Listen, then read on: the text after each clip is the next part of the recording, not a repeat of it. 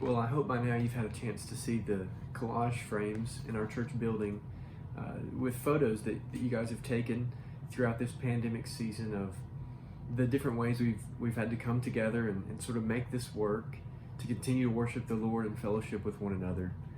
And really, as I was putting this project together, I was reminded of Joshua chapters 3 and 4, when the people of God are finally exiting the wilderness. They're entering into the promised land. And yet before they do, they have to cross over the river Jordan. And so God gives Joshua instructions for how they're to do that. And in chapter 3, he tells them, command the priests to take the Ark of the Covenant. And when they set foot in the waters, they're going to stand as heaps on each side, just like at the Red Sea. And have them stand there so that all of the nation can pass through on dry land. And so Joshua commanded the priests, and it happened. And once they were on the other side, God commanded Joshua to take 12 men, one man from each tribe of Israel, so that the whole nation is represented, and tell them to gather stones from the river and to set those up as a monument, as a reminder of what has just taken place, that this would be there for generations to come.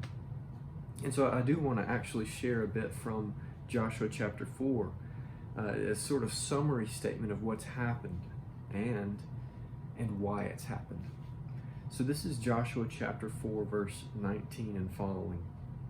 The people came up out of the Jordan on the 10th day of the first month, and they encamped at Gilgal on the east border of Jericho.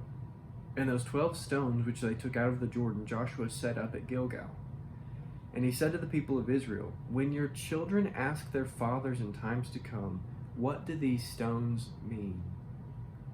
Then you shall let your children know, Israel passed over this Jordan on dry ground.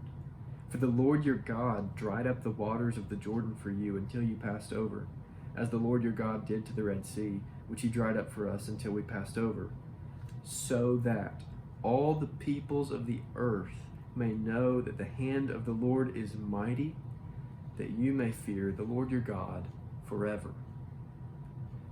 And listen, I know that we're not through this pandemic season yet.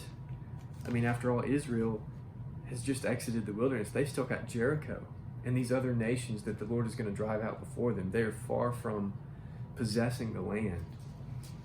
And I know we've still got a ways to go with this pandemic, but I hope that these collages will just serve as a reminder to you of God's faithfulness during this season, that we have been able to gather together and worship in different ways, and that we're going to persevere and we're going to get through this because God is mighty and he is faithful, and we should fear him above any virus or anything such as that. So I hope that when you see these frames, you'll be reminded of the faithfulness of the Lord. And I do hope that you'll go back and you'll read Joshua 3 and 4 to get the full story.